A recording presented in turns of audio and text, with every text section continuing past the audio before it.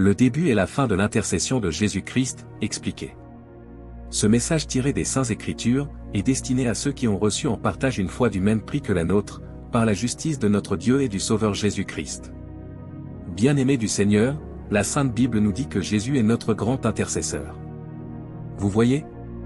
Un intercesseur est quelqu'un qui prie pour un autre. Vous voyez? L'intercesseur est celui qui prend la mort dans une main et la vie dans l'autre main. Il est ce lien qui relie l'homme à Dieu. Il est aussi celui qui fait l'expiation des péchés du peuple, afin qu'il soit celui qui réconcilie. L'apôtre Paul dans le livre aux Romains chapitre 8, verset 34, il dit, que Jésus parle au Père en notre nom. Vous voyez, Jésus est à la droite de Dieu et intercède aussi pour nous. Dans 1 Jean chapitre 2, verset 1, nous lisons que Jésus est notre avocat auprès du Père, car dans 1 Timothée chapitre 2, verset 5, l'apôtre Paul déclare, il y a un seul Dieu, et aussi un seul médiateur entre Dieu et les hommes, Jésus-Christ homme. C'est pour cela dans Hébreux chapitre 7, verset 25, dit, c'est aussi pour cela qu'il peut sauver parfaitement ceux qui s'approchent de Dieu par lui, étant toujours vivant pour intercéder en leur faveur. Vous voyez? C'est pourquoi, le prophète William Branham, nous dit dans le message intitulé, le premier saut au paragraphe 105, il nous révèle que, Christ doit rester là sur le trône de médiation, en tant qu'intercesseur, jusqu'à ce que le dernier entre, au dernier âge. Vous avez besoin de Christ le grand souverain sacrificateur. L'intercesseur. Donc, dans l'Ancienne Alliance, le souverain sacrificateur selon l'ordre d'Aaron, dont était le type de Jésus-Christ notre souverain sacrificateur, selon l'ordre de Melchizedek, dans la Nouvelle Alliance. Vous voyez, les types ne trompent jamais. Dans l'Ancienne Alliance, l'intercession du souverain sacrificateur selon l'ordre d'Aaron, débutait au moment où le sang était appliqué sur le propitiatoire et prenait fin lorsqu'il n'y avait plus de sang sur le propitiatoire, et le propitiatoire ici représentait le trône de Dieu. Lors que le sang était sur propitiatoire, c'était le temps de grâce. Et lors qu'il n'y avait plus de sang, c'était le temps de jugement. Notez bien, l'expiation des péchés du peuple était valable pour une durée d'1 an et renouvelable chaque année. Le prophète William Branham nous explique cela dans le message intitulé « La loi » au paragraphe 22, il dit « Maintenant, on trouve dans l'Ancien Testament une belle image du pécheur qui vient offrir un sacrifice pour lui-même. Il devait trouver, nous savons tous comment ça devait être dans le type, un agneau sans défaut, il doit être l'offrande pour le péché, il devait provenir du premier mouton né de la vieille brebis mère. Et il devait être sans défaut. Et on devait l'amener et le sacrifier, il devait mourir pour les péchés du peuple. Vous voyez? On lavait le sacrifice, ensuite le sacrifice, après avoir été tué, était placé sur l'autel d'airain. L'autel d'airain ici représente le jugement divin, cela revient à dire que l'agneau sans défaut, Jésus-Christ, a porté sur lui les péchés du peuple. Et son sang était versé dans un récipient, et le souverain sacrificateur entrait une fois l'an derrière le voile pour faire l'expiation. Vous voyez? Le prophète William Branham nous dit dans le message intitulé « Pourquoi les gens sont si ballottés ?» ou le voile intérieur au paragraphe 116. Et aussi le message intitulé « Une vie cachée » à partir de paragraphe 25, remarquez bien, lorsque le souverain sacrificateur, une fois l'an, entrait derrière. Eh bien, dans cette cour qui se trouvait à l'intérieur, appelée le Saint des Saints, il y avait un meuble placé là, appelé le propitiatoire. Et l'alliance était dans l'arche. Et l'arche avait 2 chérubins, et c'était à l'intérieur. C'était le meuble qui était à l'intérieur du lieu saint. Remarquez bien, après que l'agneau sans défaut fut offert en sacrifice pour le peuple, et le souverain sacrificateur prenait le sang de l'agneau sans défaut et entrait dans le lieu très saint, pour l'appliquer, c'est-à-dire ce sang sur le propitiatoire, pour faire l'expiation des péchés du peuple. Afin qu'il soit celui qui réconcilie avec Dieu. Le prophète William Branham nous dit dans le message intitulé « La loi » au paragraphe 22, il dit « Remarquez. Et puis quand un homme avait fait quelque chose de mal, qu'il avait commis adultère, qu'il avait pris le nom de l'Éternel en vain, ou avait violé les commandements, il amenait l'agneau au sacrificateur. » Vous voyez, cet agneau de sacrifice-ci, représente l'intercession, ou la prière quotidienne du croyant. Cet agneau est différent du premier agneau, mais tous les deux représentaient Jésus. Quand un homme avait fait quelque chose de mal, qu'il avait commis adultère, qu'il avait pris le nom de l'Éternel en vain, ou avait violé les commandements, il amenait l'agneau au sacrificateur. Premièrement, l'agneau était lavé, ce qui était le type du baptême d'eau. Ensuite il amenait l'agneau et confessait son péché devant le sacrificateur, ce qu'il avait fait, le mal qu'il avait commis. Et alors le sacrificateur. On prenait note de cela, c'était écrit dans le livre. Si cet homme commettait ce même péché 2 fois l'an, il mourrait sans miséricorde. S'il était pris en flagrant délit d'adultère et que l'agneau avait été offert une seule fois, alors que l'offrande pour le péché qui avait aspergé le propitiatoire faisait expiation pour lui, il ne pouvait plus donc offrir un autre agneau pour cela.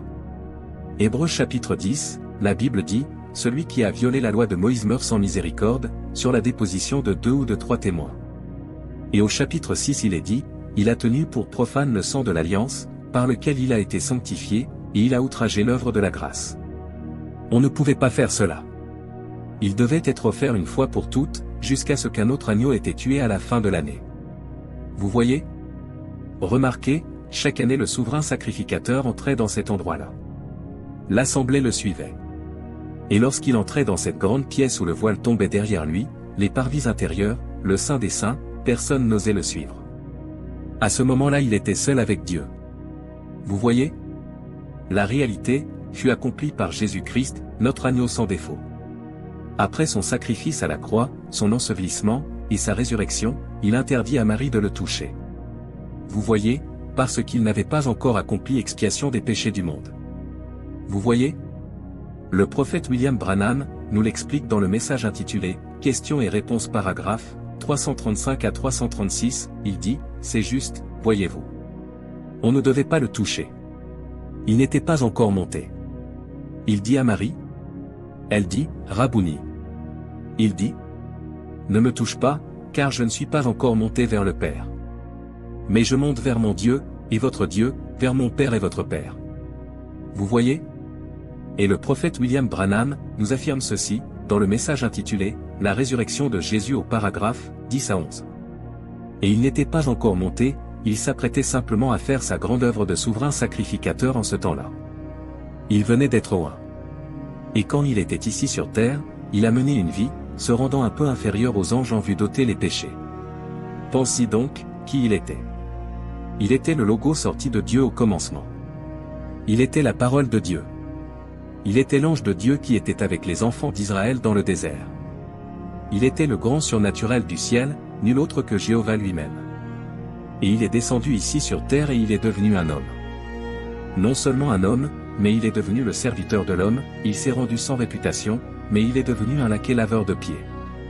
Et il est allé dans la ville située à l'altitude la plus basse au monde, Jéricho, et il était si bas que l'homme le plus court de la ville a dû monter dans un arbre pour le regarder d'en haut. Et Dieu l'a ressuscité, il l'a élevé si haut au-dessus de tous les cieux qu'il doit s'incliner pour regarder le ciel. C'est ce que Dieu a fait pour lui. Si donc vous voulez être élevé, humiliez-vous. Et si vous vous élevez, vous serez rabaissé. Et je pense à lui, quand il est ressuscité d'entre les morts ce matin-là, il était alors. Il avait son propre sang en tant que souverain sacrificateur, il est allé au-delà des voiles et de chaque sphère. Satan, dans le temps passé, bloquait les gens vers le ciel. Il ne pouvait pas entrer en contact avec le ciel. Mais quand Jésus a pris son sang, le premier voile qu'il déchira fut le voile de la mort, et le voile de la tombe, le voile du temple, et puis le voile de la maladie, le voile de la peur et chaque voile qu'il y avait, et il a dévoilé Dieu aux yeux des hommes.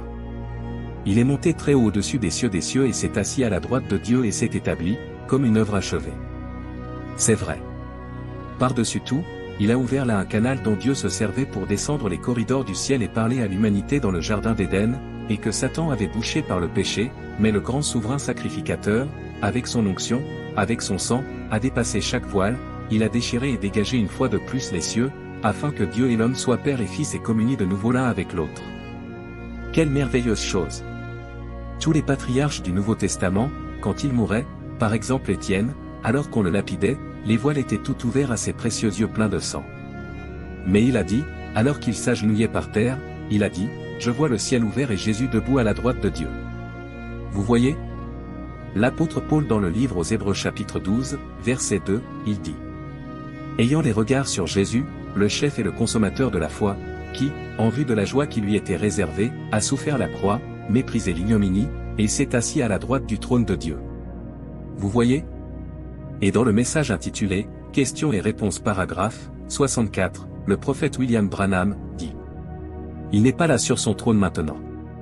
Il est assis sur le trône de Dieu. Vous voyez? Dans le livre d'Apocalypse, chapitre 3, verset 21, Jésus dit.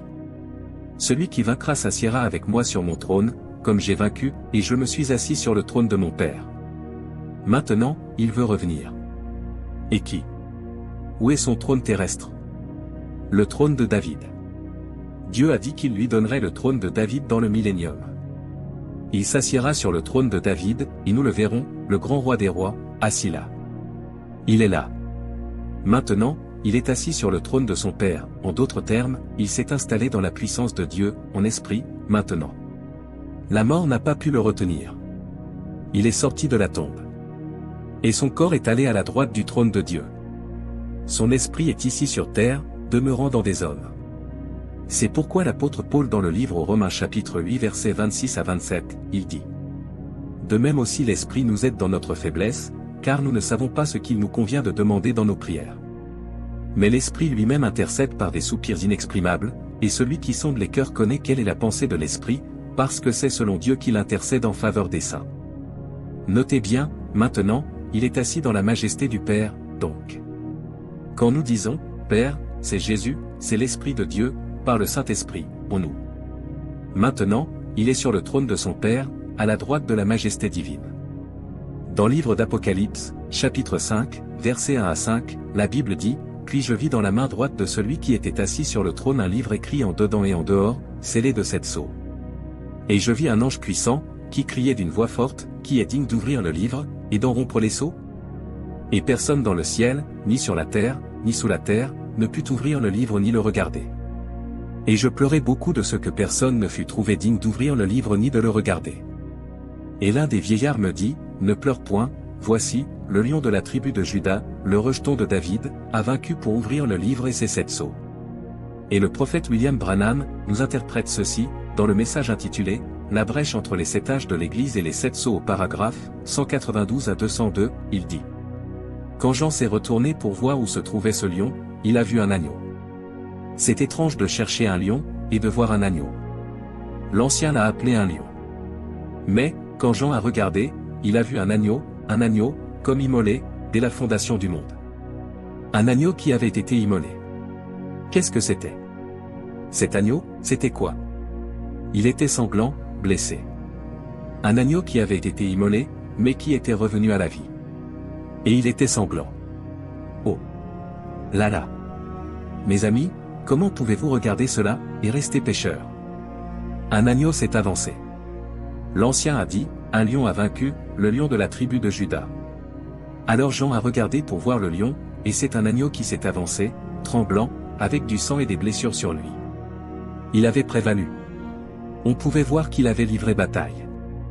Il avait été immolé, mais il était revenu à la vie. Là, j'en avais pas remarqué cet agneau avant, vous savez. Avant, il n'était fait mention de lui. Il n'était fait mention de lui, nulle part. Jean, quand il cherchait, il ne l'avait pas vu, nulle part dans les cieux. Mais le voilà qui s'est avancé. Remarquez là d'où il est sorti. D'où est-il venu? Il est venu du trône du Père, sur lequel il était assis depuis qu'il avait été immolé et qu'il était ressuscité. Il est ressuscité et il s'est assis à la droite de Dieu, vivant à jamais, pour intercéder. Amen. Il est monté là, en tant qu'intercesseur, aujourd'hui, pour intercéder avec son propre sang, face à l'ignorance des gens. Voilà bien celui sur qui je compte. Il était encore couvert de décolorant, du décolorant du pardon du péché. Jean a regardé cet agneau, et l'agneau avait l'air d'avoir été immolé. Ensuite il a remarqué qu'il était blessé, tailladé, meurtri, et saignant. Un agneau sanglant, c'est lui qui a pris notre place. C'est étrange qu'un simple agneau ait dû prendre notre place, n'est-ce pas? Et il a vu l'agneau qui est sorti. Jean ne l'avait pas vu, parce que cet agneau se trouvait tout au loin dans les éternités, il était en train d'intercéder, et montrant que ceux qui étaient venus à Dieu sous l'offrande du sang des taureaux, des boucs, sous l'offrande d'un substitut, il a aussi. En effet, ceux qui y avaient cru regardaient à lui.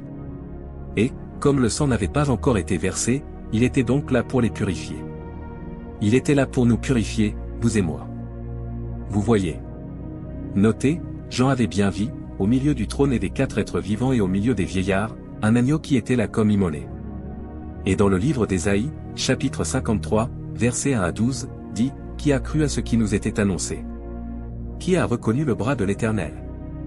Il s'est élevé devant lui comme une faible plante, comme un rejeton qui sort d'une terre desséchée, il n'avait ni beauté, ni éclat pour attirer nos regards, et son aspect n'avait rien pour nous plaire. Méprisé et abandonné des hommes, homme de douleur et habitué à la souffrance, semblable à celui dont on détourne le visage, nous l'avons dédaigné, nous n'avons fait de lui aucun cas. Cependant, ce sont nos souffrances qu'il a portées, c'est de nos douleurs qu'il s'est chargé, et nous l'avons considéré comme puni, frappé de Dieu, et humilié.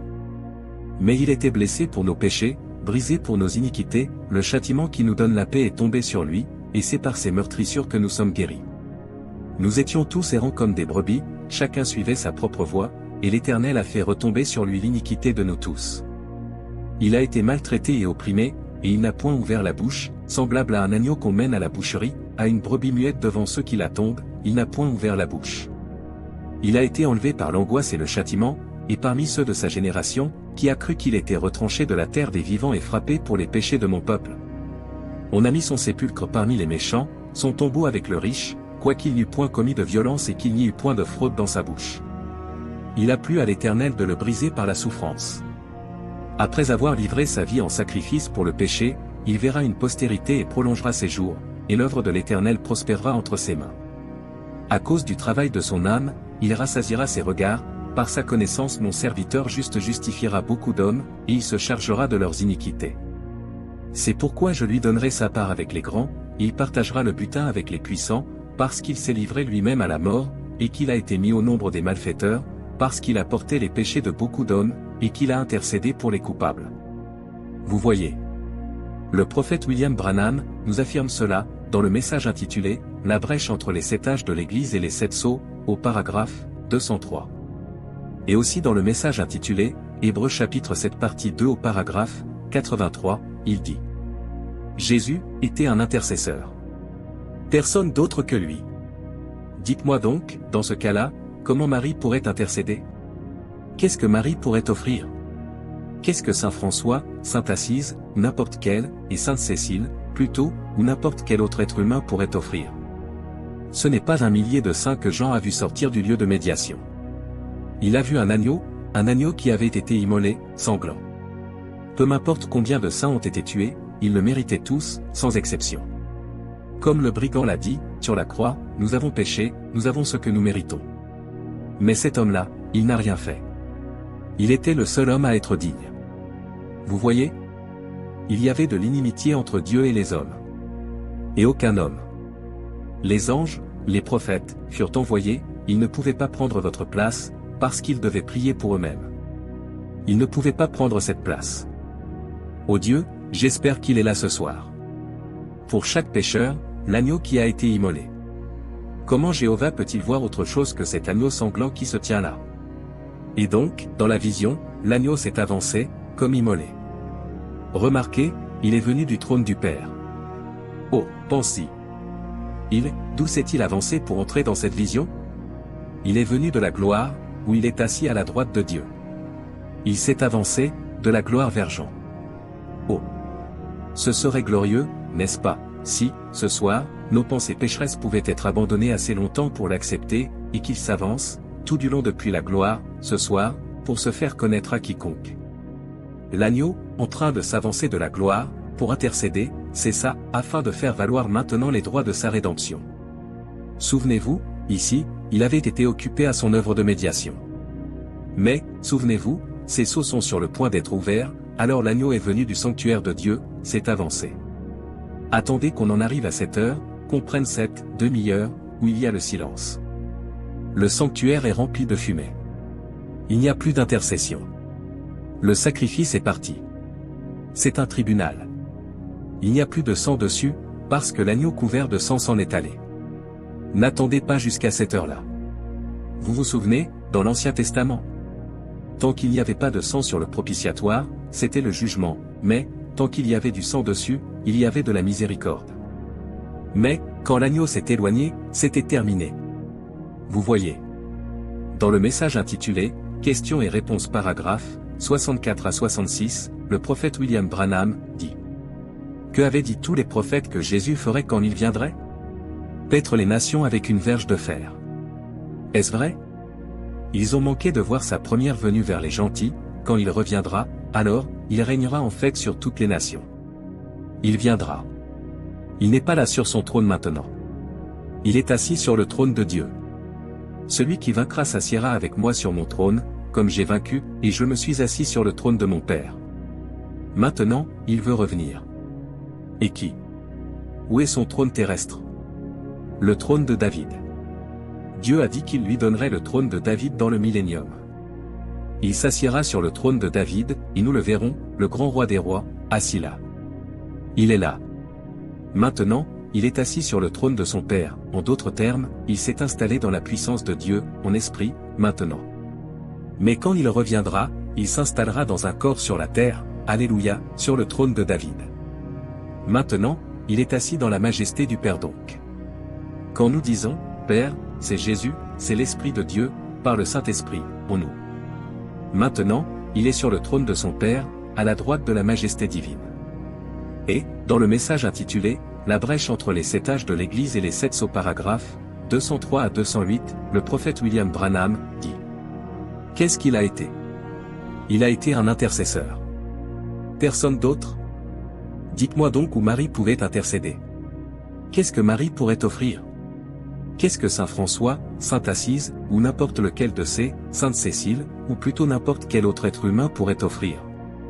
Ce n'est pas un millier de saints que Jean a vu sortir du lieu de médiation. Il a vu un agneau qui avait été immolé, sanglant. Peu m'importe combien de saints ont été tués, ils le méritaient tous, sans exception. Comme le brigand l'a dit, sur la croix, nous avons péché, nous avons ce que nous méritons. Mais cet homme-là, il n'a rien fait.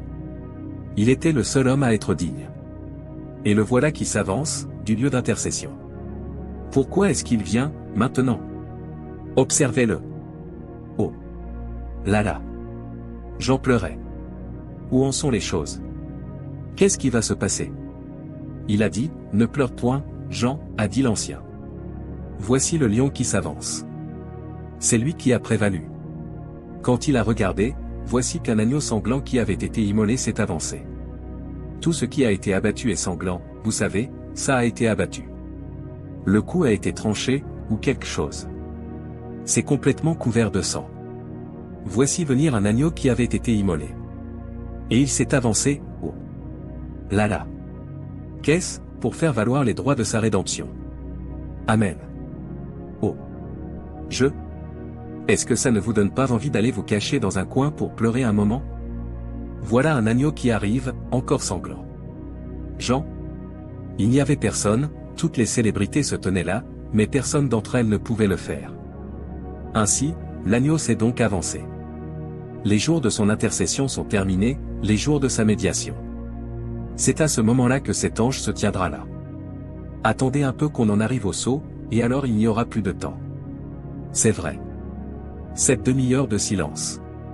Regardez bien ce qui va se passer pendant cette demi-heure de silence.